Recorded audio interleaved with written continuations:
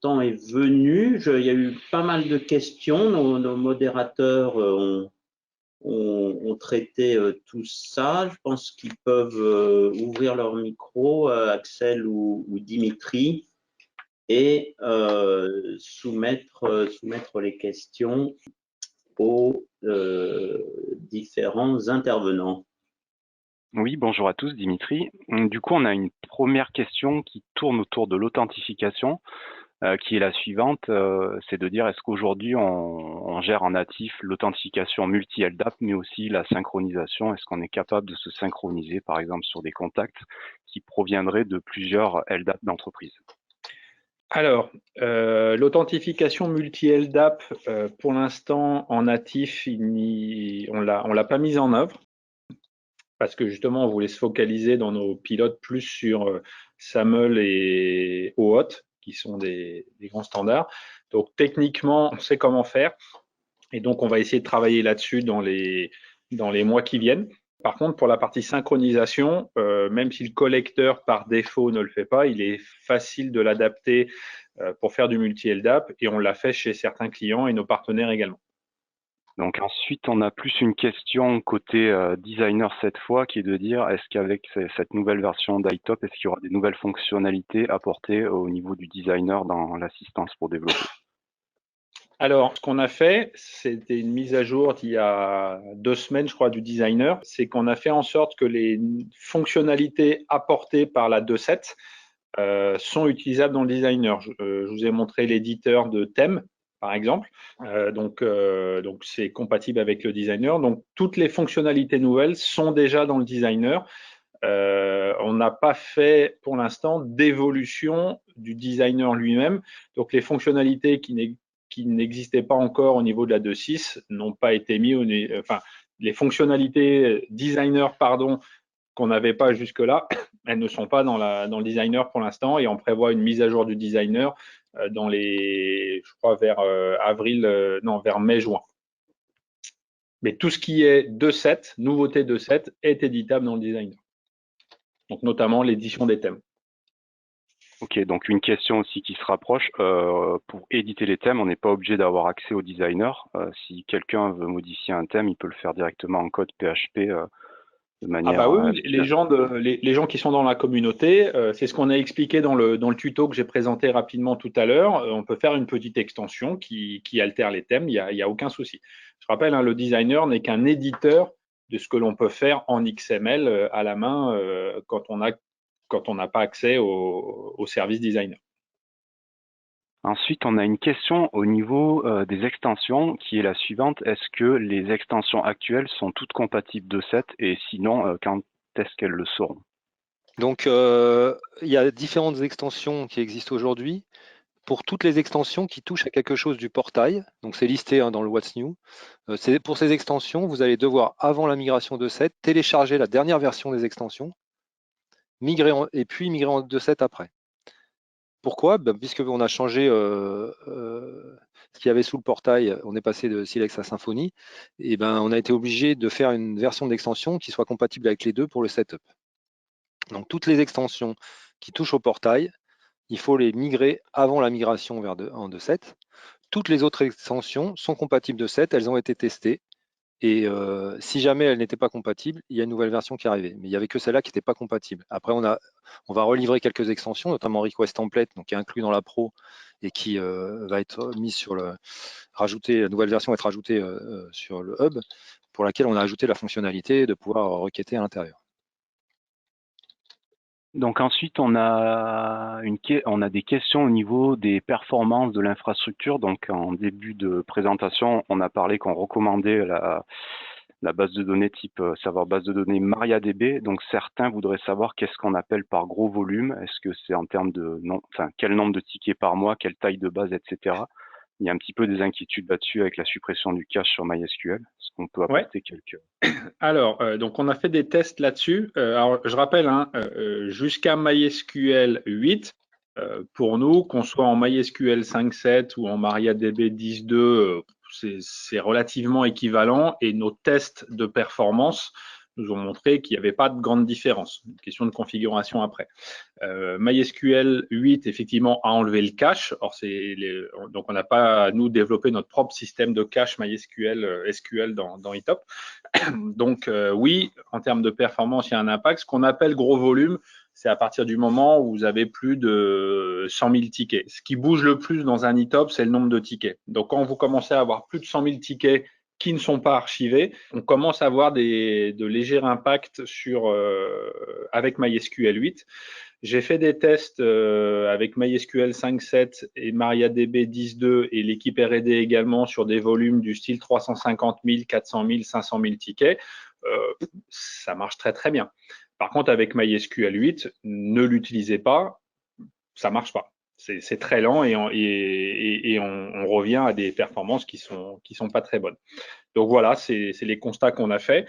Mais avec un MariaDB 10.2, ça fonctionne très très bien et avec un MySQL 5.7 également.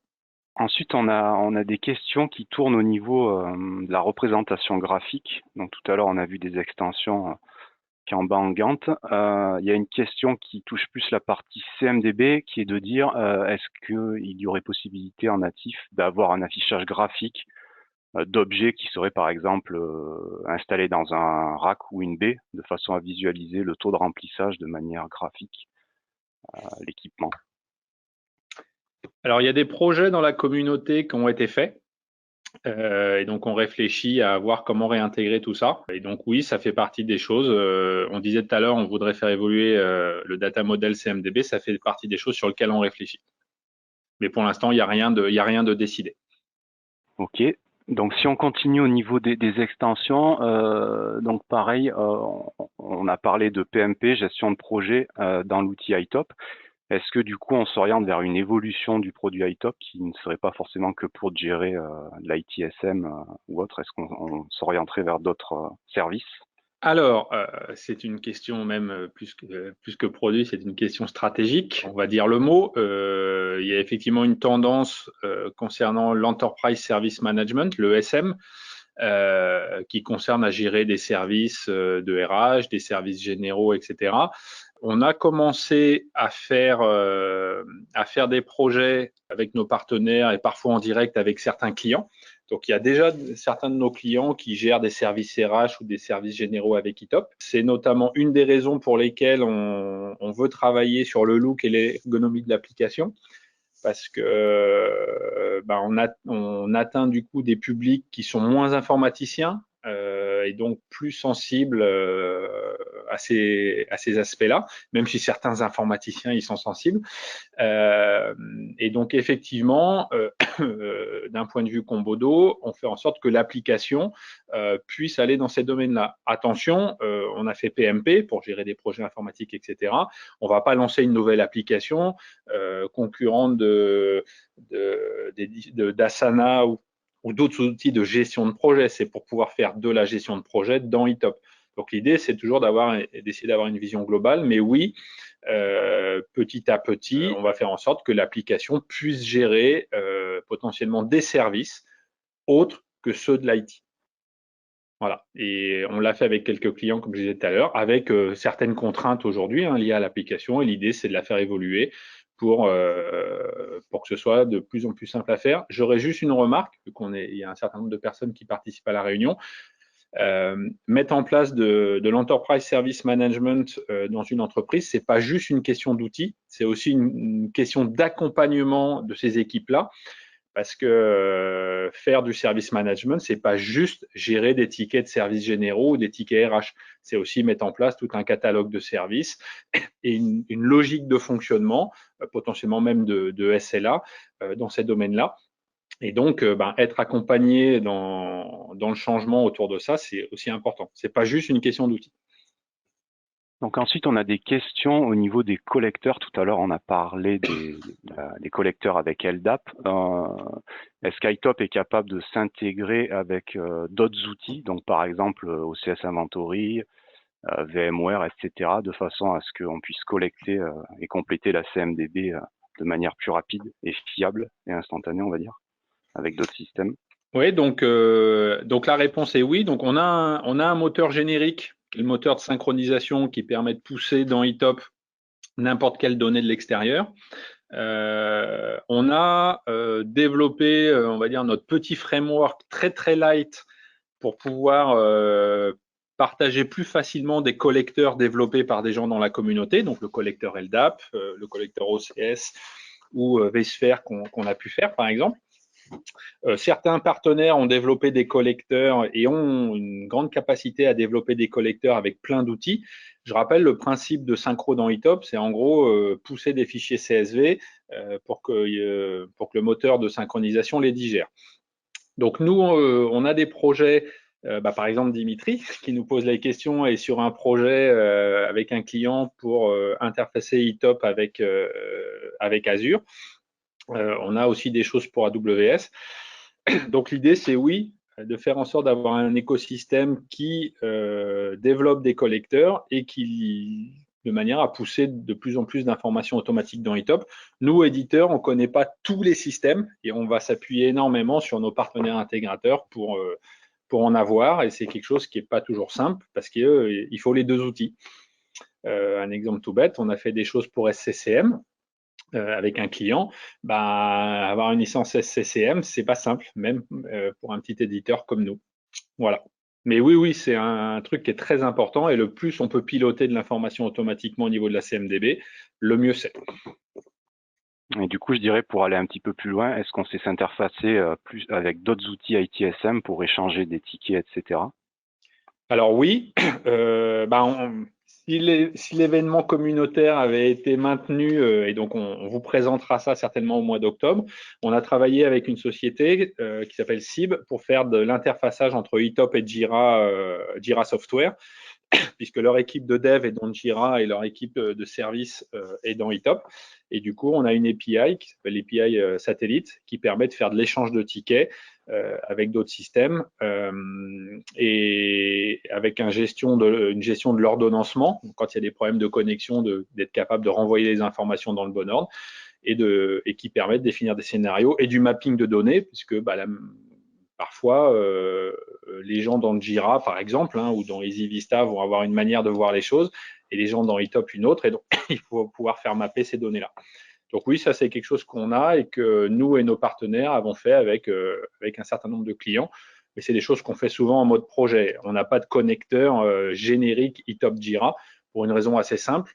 C'est que tous les outils d'ITSM avec qui on a eu à s'interfacer avaient eux-mêmes été adaptés par les clients. Ensuite, on a une question autour de la sécurité qui est de dire est-ce qu'on prend un risque à télécharger des extensions qui sont publiées sur iTop Hub? Est-ce qu'elles sont certifiées sûres, etc. Alors, toutes les extensions qui sont sur iTop Hub aujourd'hui sont maintenues et validées par Combodo. Donc aujourd'hui, ce qui est dans le hub est sûr. On n'a malheureusement pas eu le temps de réfléchir à ces questions-là pour ouvrir le hub aux tiers, malgré qu'il y ait une grande demande, parce que justement, ce travail de certification et de validation est important pour nous. Mais pour l'instant, ce qui est sur le hub est validé et certifié. Et c'est une des raisons pour lesquelles on n'ouvrira pas aux tiers tant qu'on n'aura pas un mécanisme qui permet de faire ça aussi pour les extensions tiers. Alors j'en profite, si vous avez des questions, n'hésitez pas, vous pouvez encore en poser. On en a encore quelques-unes.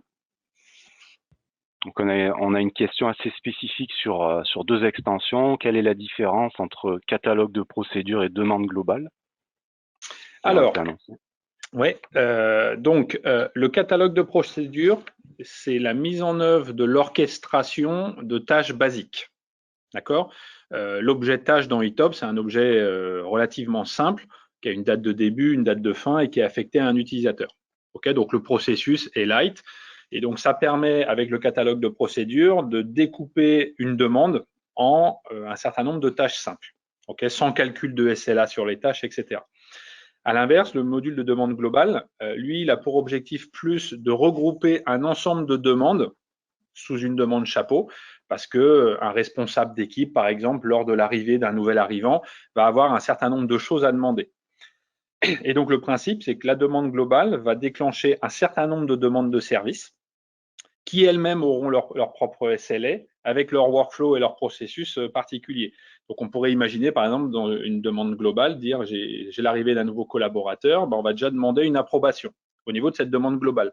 Et ensuite, pour chaque demande de service, dispatcher ça dans différentes équipes et avoir encore un processus d'approbation et des calculs de SLA pour chacun des sous-services. Donc, c'est un processus qui, selon moi, s'applique plutôt à des grandes entreprises ou alors à une organisation où il y a plein d'équipes responsables avec des engagements les unes par rapport aux autres, alors que le catalogue de procédures s'applique plus à un environnement. On veut découper une demande de service en micro-tâches et les dispatcher rapidement à des gens sans avoir forcément des mesures d'engagement sur ces tâches. Voilà un peu la différence entre les deux.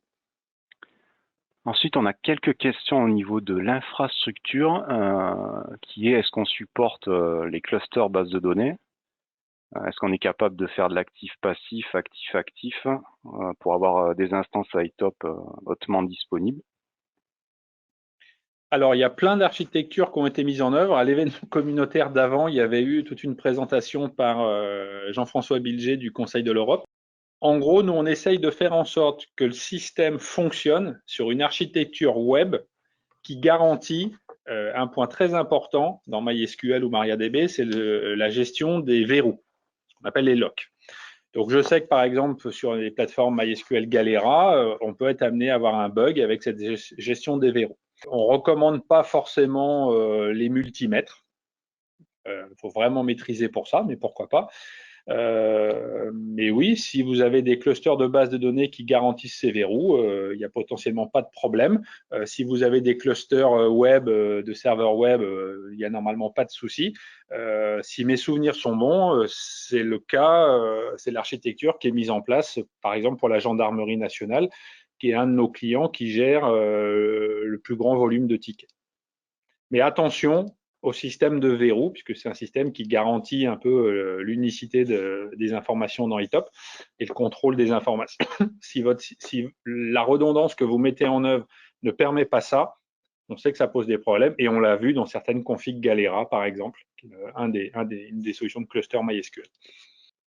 Alors, toujours au niveau infra, une question est posée, est-ce qu'on supporte les conteneurs et le déploiement Kubernetes? Est-ce que l'application est faite en ce sens? Alors, nous, on développe pas de package conteneur. On a un client, Edifixio, qui a mis ça en place. Nous, on a peu d'expertise aujourd'hui chez Combodo pour ça.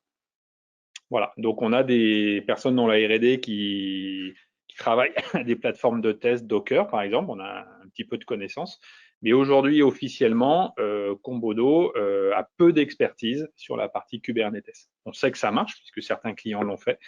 Mais si des gens nous appellent en disant j'ai un problème avec mon iTop sur Kubernetes, on a peu d'expertise là-dessus. Ok, merci. Ensuite, on a des questions au niveau ergonomie, par exemple au niveau des tableaux de bord. Donc aujourd'hui, iTop propose un certain nombre de tableaux de bord qui permettent de faire un minimum de reporting. Est-ce qu'il est prévu d'aller plus loin dans le produit ou d'amener d'autres fonctionnalités de connexion avec des outils de BI existants, libres ou payants? Alors, d'un point de vue iTop pur, pour la 2.8, on vous a parlé d'ergonomie et on n'a pas parlé de tous les détails. On prévoit de faire évoluer certains tableaux de bord, mais la stratégie n'est pas d'avoir une multitude de tableaux de bord internes à iTop. Elle est plutôt de s'interfacer, de faciliter l'interfaçage avec des outils de BI externes, Power BI, Digdash qui avait été présenté l'année dernière par le ministère de l'Éducation nationale. On a découvert dernièrement un outil qui s'appelle Metabase, avec lesquels on essaye de faire un prototype d'interfaçage. Donc, il y a des initiatives pour essayer de faciliter l'interfaçage avec des outils de BI. Pour être complètement transparent, on n'a pas encore eu le temps d'aller discuter avec Digdash, mais ce sera plutôt la stratégie qu'on va adopter. Voilà. Et donc de faciliter l'intégration de tableaux de bord et de dashlet d'outils de BI dans iTop. Toujours sur ces mêmes sujets, est-ce qu'il est prévu d'améliorer tout ce qui est la gestion documentaire, gestion des documents, les URL au niveau d'iTop et de pouvoir, toujours dans le même thème, est-ce qu'on serait capable de s'interfacer avec d'autres outils de GED, par exemple, pour ne pas le citer, Alfresco? Alors aujourd'hui, il n'y a pas d'initiative vraiment dans eTop pour faire évoluer la partie documentaire, parce que c'est un objet vraiment, on va dire comme les autres. On fait en sorte que tout ce qui est blob, etc., puisse être accédé des différentes interfaces. Et on n'a pas d'initiative particulière avec des outils de GED. On a eu assez peu de demandes jusqu'à ce jour sur s'interfacer avec des outils de GED. C'est techniquement faisable. Un exemple tout bête, on a une extension qui permet par exemple d'intégrer des iframes dans eTop. Je sais que certains clients les ont utilisés pour intégrer Confluence d'Atlassian dans un eTop. Mais l'intégration de plus bas niveau, aujourd'hui, on n'a pas eu de chantier. C'est techniquement faisable. À voir après ce qu'on veut faire. Alors après, toujours les mêmes sujets, est-ce qu'on serait capable, pareil, de s'interfacer avec des outils, on va dire, plus financiers au niveau de la CMDB pour pouvoir indiquer tel équipement a été mobilisé jusqu'à temps avec des données financières, factures, commandes, etc. qui seraient liées? Est-ce qu'on a des projets là-dessus? Non, aujourd'hui, enfin moi de ce que j'ai vu, on n'a pas de projet dans ce sens-là. Après, eTop est ouvert, donc si un client vient avec un projet, ben, on l'accompagnera dans la mise en place de ces interfaces entre ces outils, puisque l'API est ouverte chez nous, quoi. Mais aujourd'hui, on n'a pas de choses en cours, quoi. Juste une petite remarque, dans nos consultants et dans nos compétences chez Combodo, on n'a pas de compétences financières et comptables. Donc, c'est de la mise en relation d'outils, etc. Clairement, eTop n'est pas un outil pour générer des factures. Donc, après, faire des liens avec des systèmes externes, il y a toutes les API génériques, REST, de synchro, d'export qui permettent de faire ça. Hein. Techniquement, je ne vois pas de limite. Par contre, voilà, après, il y a aussi l'expertise et la connaissance fonctionnelle du métier. Après, on a une question orientée extension en iTop Stencil qui permet d'automatiser des workflows et de générer des tâches, par exemple, ou autre. Donc, la remarque est de dire que ça se fait au niveau du fichier de config. Est-ce qu'il y a des évolutions qui sont prévues à ce niveau pour, en fonction des extensions, que ça soit mis dans le fichier de conf ou sorti dans un autre menu qui se trouverait ailleurs et de manière, j'imagine, à simplifier et rendre plus accessible? Aujourd'hui, il n'y a pas vraiment de projet pour remettre, enfin sortir ou entrer du fichier de conf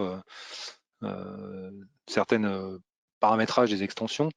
Ce qu'on peut imaginer en termes d'ergonomie, qu'on n'a toujours pas qualifié, c'est de dire qu'on aimerait un fichier de conf qui soit un peu plus facile à gérer sous forme d'écran ou de choses comme ça, mais c'est des idées et pour l'instant, il n'y a rien en cours. Par contre, petite remarque, si une nouvelle extension veut exploiter eTop Stencils, elle peut, dans la conception de l'extension, venir avec une configuration prédéfinie. Ça pose pas de problème. Par exemple, aussi catalogue de procédures qui finalement est basé dessus. Voilà, catalogue de procédures pourrait venir avec un bout de conf si on voulait. Tout à l'heure, on a vu que dans cette nouvelle version 2.7, on offrait maintenant la possibilité aux administrateurs iTop de pouvoir visualiser différents logs sans avoir forcément d'accès SSH aux machines. Est-ce qu'on pourrait rajouter d'autres logs ou pas? Ou c'est uniquement aujourd'hui réservé aux logs quelque part à iTop? Alors, en fait, vous allez, en fonction de comment les extensions sont développées, le système web, pour des raisons de sécurité, n'a accès qu'au répertoire log qui se trouve dans l'application. Donc, si on veut ajouter d'autres logs, il faut les mettre dans ce répertoire-là. Il n'est pas prévu de donner accès au fichier log d'Apache, par exemple. Si la question sous-jacente était ça, d'un point de vue sécurité, c'est un petit peu moyen.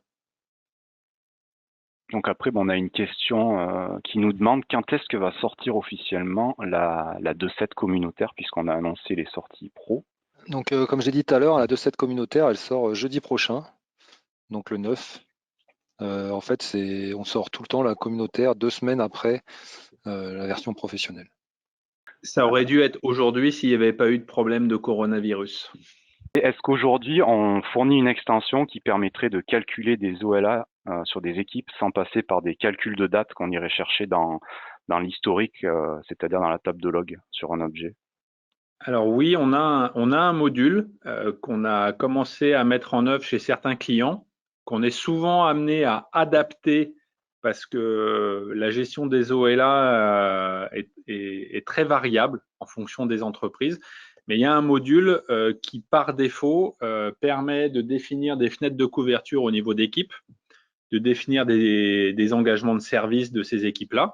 Et du coup, qui pour chaque ticket, à chaque fois qu'on affecte le ticket à des équipes, va mesurer le temps qu'a passé ces équipes et est-ce qu'elles ont respecté l'engagement qui était défini pour ces équipes, décorrélé du calcul de SLA.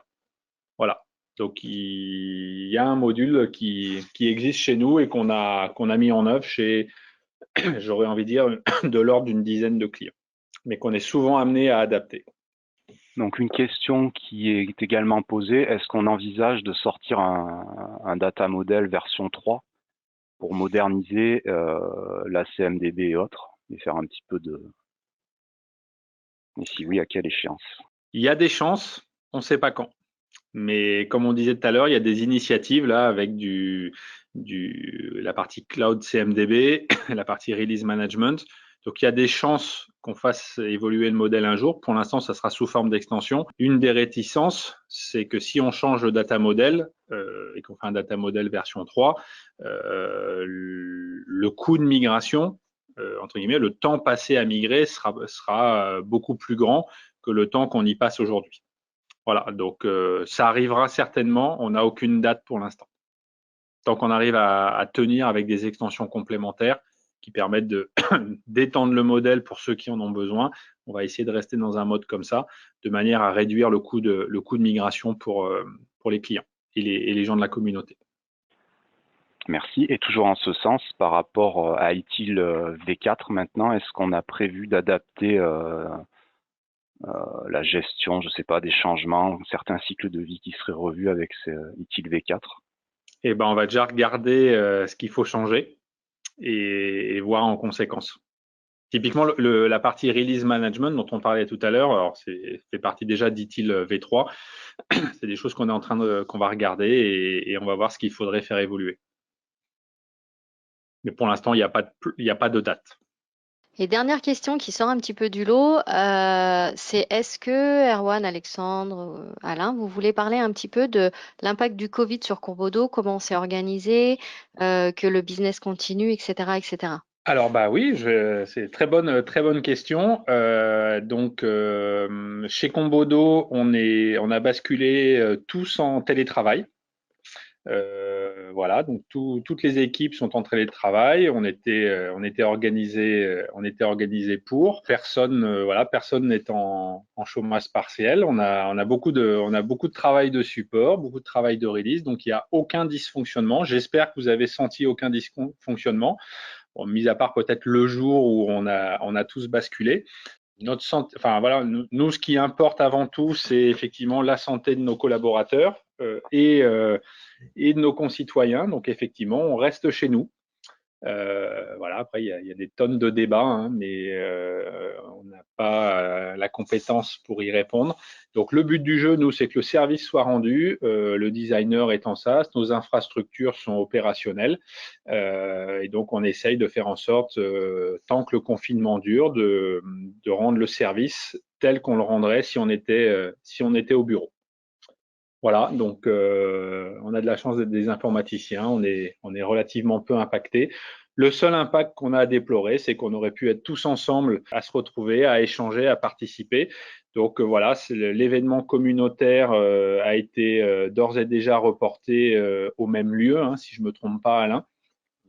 Et voilà, bah, sur cette partie-là, je vais laisser Alain communiquer, mais pour la partie service, rien ne change. Même le conseil, on arrive à faire des choses à distance.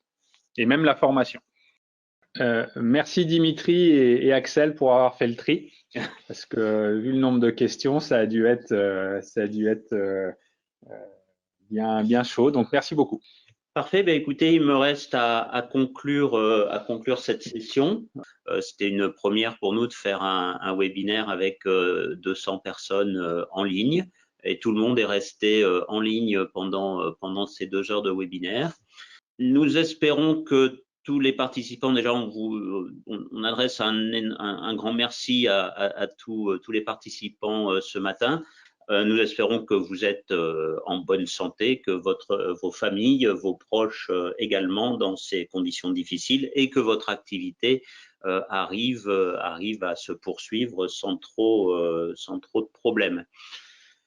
Nous avons une grande hâte de vous retrouver en présentiel dans une vraie réunion. Sachez donc qu'Alexia, qui est présente aujourd'hui, qui est notre responsable marketing, a aussi dû travailler énormément avec la salle d'organisation ou autre. Donc on va refaire un autre événement, on va reprogrammer ça. Probablement, on a parlé de l'automne. On est en train de chercher une date sur le mois d'octobre pour être un peu plus précis.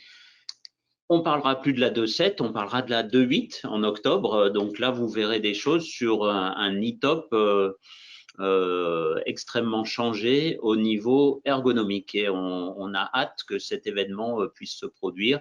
Pour ceux qui n'étaient pas inscrits au premier événement, on vise de faire ça à Paris, comme dans le même endroit qu'on avait pré-réservé avant les problèmes de confinement. Voilà, je conclus cette session maintenant. À nouveau, merci à vous tous. Merci de votre intérêt pour e-top. Merci à tous les usagers communautaires qui nous aident énormément. Merci à nos clients qui nous font vivre aussi. Et on continue à être à votre disposition pour délivrer un niveau de service de haute qualité.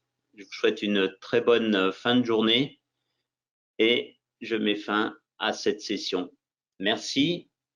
Je remercie également tous les acteurs de Combodo, Alexandre, Erwan, nos deux modérateurs, Dimitri et Axel, ainsi que Alexia qui a mis tout ça sur pied.